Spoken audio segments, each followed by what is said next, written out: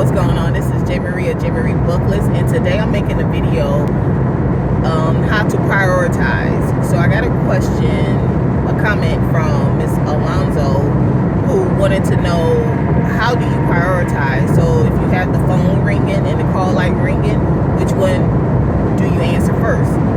And then another example that she gave was, if you're real busy at the desk but a patient's been calling for an hour, do you get up and go see them? Like, how do you choose? So the first part, which was if the phone and the call light is ringing, which one do you answer first? It's the one that was ringing first. So one of the things that I always do is I try to answer everything on the first ring, because I don't like a lot of noise. Okay, that's one thing I do not like.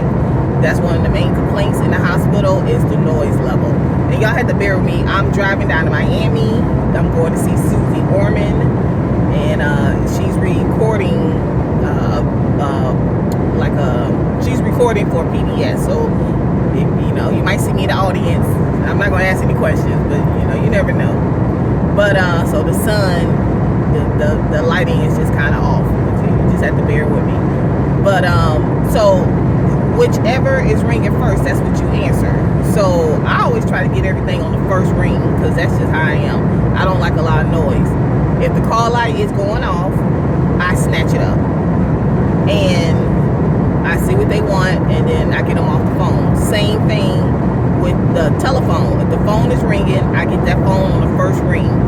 You're not gonna hear too many phone ringings and call light ringings when I'm working. You're just not gonna hear it going off while I'm sitting there. That's just not gonna happen. If I'm putting a chart together and the phone rings, I got that phone. It's not gonna ring with me sitting there. It's just not happening. And I think that's an issue with a lot of people, and a lot of secretaries, that's how they get caught, because they let the phone ring so many times, and then the call light start ringing, and then the next call come in, the phone start ringing again for the next, because you let it ring so many times before you answered it.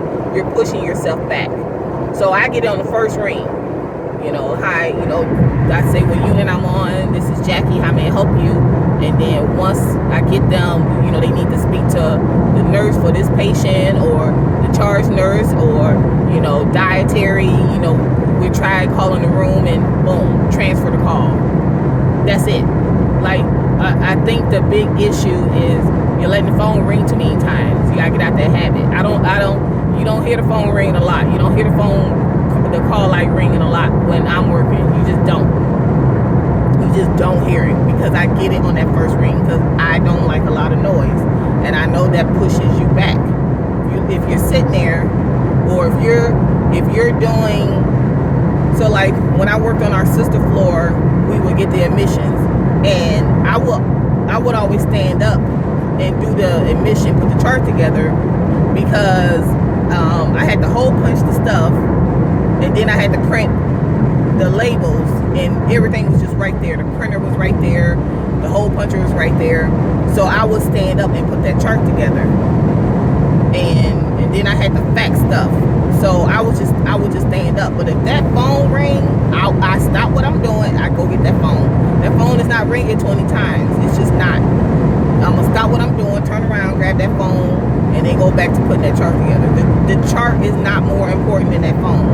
Do you understand? The chart is not more important than the call light. If I'm standing there putting that chart together and the phone rings, the call light rings, I stop and I answer the call light, because I don't like a lot of, because that's just going. I don't know if it's all that noise, and then it just makes you feel like it's never ending, and it just makes you feel like it's just too much. You gotta get that noise level down. I think that calms your nerves, because it don't take much to get me wound up. Okay, so noise is the last thing I want to hear. It is what it is. When I worked when I worked on our sister floor had 4 call lights, because it was a big unit, and so no matter where you were, you can get that call light. Now, them nurses didn't get it, because it was like for the nurses, for for them to get it. If you're close, get out their way. If you're close to the call light and it's going off, you can answer it and see what it, but the nurses wouldn't do it. So it was up to the secretaries. The nurses were not getting that phone. So if I was in like another part of the unit and the call light was ringing, I would just answer it. But it was there technically for the nurses to be able to pick it up and see what the patient wanted, but they never did.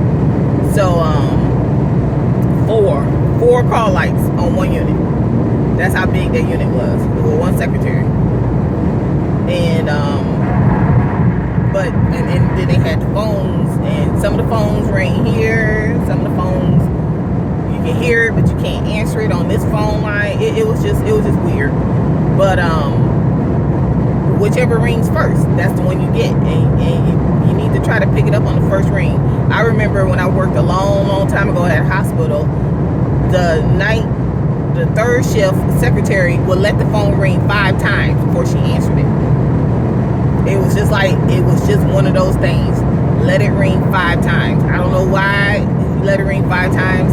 I thought that was always weird. You're sitting there having a conversation with me, that call light is going off, and you just sitting there talking to me, and then like I guess counting in your head, it'll ring 4 times. Now it's 5th time. Now I'm gonna stop talking to Jackie and I'm gonna pick it up and answer the call. Like, that's kind of weird, but that's what she did. So I think when it comes to which one do you answer first, you answer whichever one is ringing first. Now there have been times where I was on the phone, like on hold, like I was calling a consult and they had me on hold, and the call light rang and I picked up. So I got the phone on this side and I got the call light on this side. May I help you? I mean, I was notorious for that on our sister floor. When I worked on the other floor, the main floor, I just don't like a lot of noise, so I always got the call light.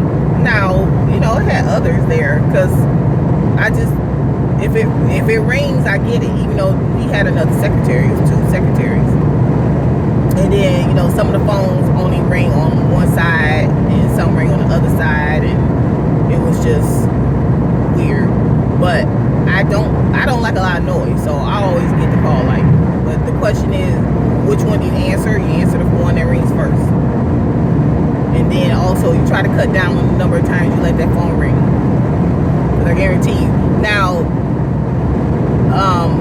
when I worked on, and then also it just also depends on the floor. So like when I worked on the ortho floor, when I would float over there, their patients stayed on the call light. Like stayed on the call light, because they got broken bones, they got broken leg, broken arm, whatever. They can't do this, they need the CNA. Them CNAs weren't lazy, but they took forever to do stuff. Okay, so because they, you're dealing with a patient with a broken leg, you in there, and so they call like golly, like that's all they ring. I don't even think they phone ring. They phone ring, but not that much. It was always that call light. You also gotta know what kind of unit you're on and what kind of patients you have. When I worked on the floor that made the nurses cry, like everybody hated working on that floor. We had a name for it, and the nurses were crying over there because it was so hard. The phone rang a lot, and the call lights, but it was usually the same patients on the call light. So you kind of, and them CNAs were lazy as all get out. There was a late. I don't know. I think they thought I was CNA. I was like, because I would have to go get them, and this segues into the next question. Like, if you're busy, but a patient has been waiting an hour, which one do you do? I did that when I worked on that other floor that nobody liked. Those were the laziest CNAs I ever seen in my damn life. Lazy. Like, you couldn't find none of them, and they give you all kind of attitude. And like, they was like the worst. That was the worst floor. And I don't know how many times I would be in there in the rooms with the patients. Like, I literally think they thought that I was an extra CNA. Like, I really think they thought that when I would float over there. That's what they expected. And that floor is nasty anyway. Nasty. You can never find no supplies. You'd be lucky if you find wipes. You know how you wipe down walked down the unit. Ugh, it was this nasty floor. And I don't know where they kept all their stuff at. But I had to many a times. But if I got things to do, because that floor, they had a lot of admissions and a lot of discharges, but it was like it was like a weird, they could have 12 discharges but nobody left, you know. It was like one of them weird, because the nurses, it was just the worst. It was the worst, because I don't even think they was trying to discharge the patients and stuff. It was just like weird. That was like, can y'all get these people the hell out of here? You got discharge orders. Like, discharge the people. But they didn't want to, because they knew they'd get a patient. That was like the worst floor. So, and then people who need to be discharged, like they'd be on the light, and then the nurses wouldn't go in the room, the CNAs, it was just the worst. Because when I had got sick, because me personally, I don't like people in my business, but when I had got sick and I was down in the ER, I was like, if they put me on that floor, I am going to go to my unit that I work on. This when I worked on the other side, when I worked on the main floor. I am going to go to my unit and have somebody from my unit come and check on me every 5 minutes, because I do not trust these nurses and CNAs over here. Like, that's how scared I was. I was like, I don't like people in my business. I don't want people knowing I don't even want people to know I'm even in the hospital. But I would call my unit, okay, and be like, y'all need to come over here and check on me every 5 minutes. Somebody need to come do a check, okay, a 5-minute check. Not 15 minutes, not 6 minutes, 5 minutes, because that was just like the worst floor. But, you know, if I'm busy, I can't help the patient. Now, because basically what it does is it frustrates you. And then you go in there and see what they want. But some patients, like I said, some patients are just on the light. They just want somebody in the room with them. Or, you know, you got patients that are just real annoying. You gotta block them out. If it's that type of patient, you gotta block it out. If it's not that type of patient, but the nurses and the CNAs are not going into the room to see about that patient, because you gotta understand, just like you get tired of the same patients being on the call light, the CNAs and the nurses get tired of the patient also. They get tired of them too. That's why they be dragging their feet going into the room or seeing what they need, because some patients are annoying and they just want somebody in the room with them. You know, they can be just annoying, or they can be old and they just want somebody in the room with them. But if it's not that type of patient and they need a blanket and nobody's going in there, just stop what you're doing, go get a blanket so they get off that call light, because they're going to be on that call light. That's what's going to frustrate you and drive you crazy and make your day worse than it really is. Make it seem like it's worse than it really is. So I would show y'all where I work, but I'm driving right past it. But look, you gotta prioritize. I know it's hard. I know you want to save everybody. I know it's frustrating. You on units where people just ain't the business. Like on our sister floor, I used to love, we had 2 male CNAs, and because I always worked the weekend, and so every few weekends, I know the one was always there like a weekend. He went per diem, and then I think he's gone. I think both of them gone now, but they were the best. They were the best. They go in there. They were, 2 guys. They'll go see about the call light. It was like they were the best. It was a nice Sunday, nice and quiet. You got them working, seeing about the patients. You ain't got the call lights going off. It was gravy, I'm telling you. But then you had the loud mouth and lazy, and it just make your day. Always said that your day can be determined by who you work with. So I know when I used to work on the other floor, I knew it was going to be one of them days by who was working, because this person and that person don't do good together, because they just going to be about lazy as all get out, both of them, and you ain't going to get nothing done, and they're going to cause some drama and all this. But if you have this person and another person, you might have an okay day, because even though this person is kind of lazy, the other one is not, and you'll be all right. And then, like I said, with them two guys, it was perfect. It was like the perfect day, the smoothest day. It could be the worst day and be the best day at the same time, because you knew you had help and you knew they were going to do their job. So it sounds like, so it's a priority thing, but it's also a who you're working with type of thing, because you're doing, like, with the first question is you. Which line do you answer first, the call light or the phone? Whichever one rings first. Do they both ring at the same time? Yeah. So you got to decide, do you want to be on the phone? Do you want to answer the phone first and have a call light ringing in the background where you can't hear? Or do you want to answer that call light, find out what the patient needs, and then get them off the phone and then answer the phone?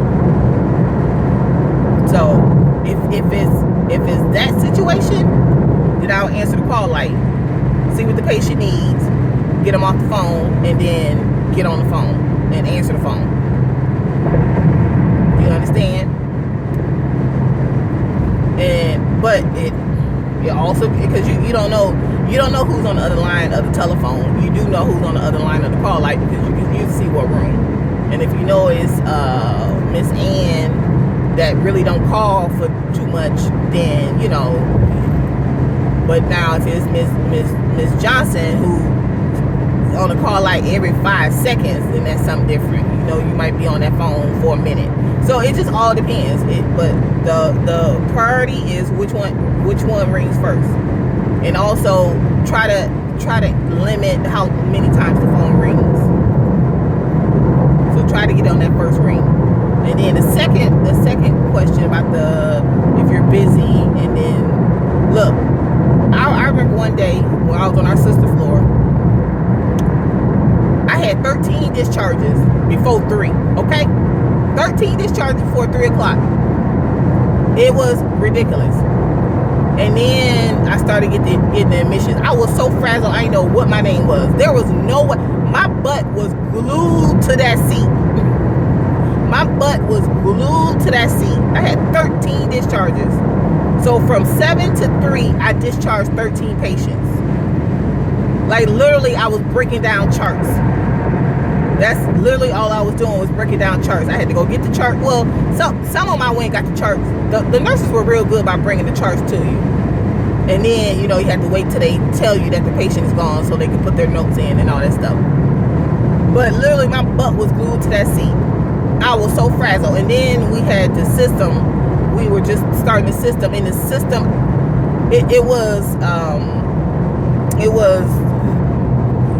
the way the system is that the people downstairs did it instead of us doing it. So whenever we would have patients go and do a procedure, when they would come back, it wouldn't pull over back into our system because of what they did, the way they did it. So we had to. And I was like not having it, because I just discharged 13 people. I'm hungry.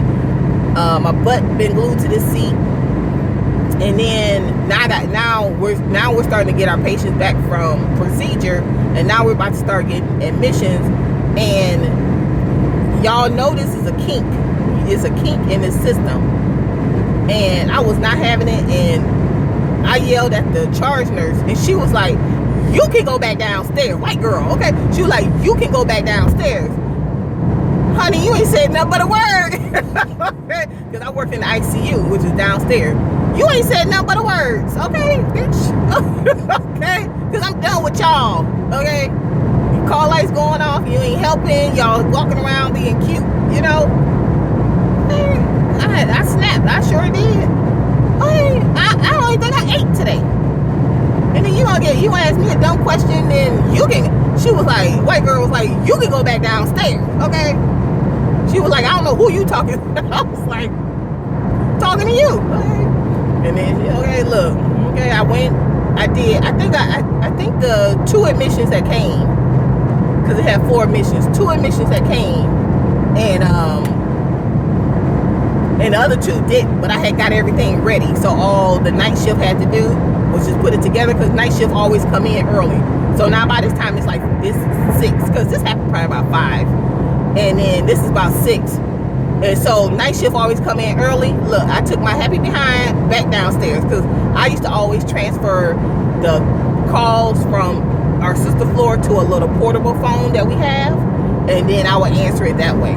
Okay, and then I can do whatever needed to be done. I went right back downstairs. Okay, she was like, you can go back downstairs. I was like, that's what I'm gonna do. So I set it off up in here. 13 discharges before 3 o'clock, and now we getting admissions, and then you got this kink in the system. I was busy, like my butt was glued to that seat. Do you hear me? So I understand. Nobody out. Jackie was not getting up to help nobody. Jackie couldn't help nobody. Jackie could only help herself. That's all I could do, was help myself and get that done. That was a priority. That, look, them call lights going off, you and the patient's been calling. I've called the CNA, I've called the nurse, I've told the charge nurse, and nobody's going to see about whatever's going on there. Then that's what it is. I can't help you. I gotta get, because then I'm gonna be behind. So I went down. So like I said, I left them 2 charts. I had everything together, had the chart made out. You know, all they had to do was just throw it together. I think I even wrote it in the book, in the ADT log, you know, the patient's name and what room they were going into. All they had to do was just put what time they got there. Okay, that was one of them days. But that was rare up there. That was rare to be that crazy. That was very rare. But it was just that many discharges. Because usually on our floor, the discharges are all staggered, and because they're very good about, like, that floor is very good about knowing your day. So, you know, that's why I said that day was real rare, because they're very good about how many, you know, about who will more likely be discharged, who's going down for procedure, things like that. They were on top of that. That was a good floor. I'm not going to even lie. And then the ICU was good too. We always knew what was going on. We were always on top of everything. And even the other unit that I used to work on, they were real good. They had way more discharges, but they always did their discharges like about. I mean, they would be throughout the day. It wouldn't be all at once. It would be throughout the day, and then you start getting the admissions at change of shift, which you're not supposed to do, but whatever. So, but you know, you knew what was going on. That was just a weird day. The doctors just came in to clean house, because 13 discharges was half our unit. Like, cleaning house, that was half our unit. So I hope that answered your question. If you got any more questions, you can. And anyone, if you want to ask me a question, you can put it in the comments, or you can email me at my email. It's in the description box, and I'll talk to you later. Bye.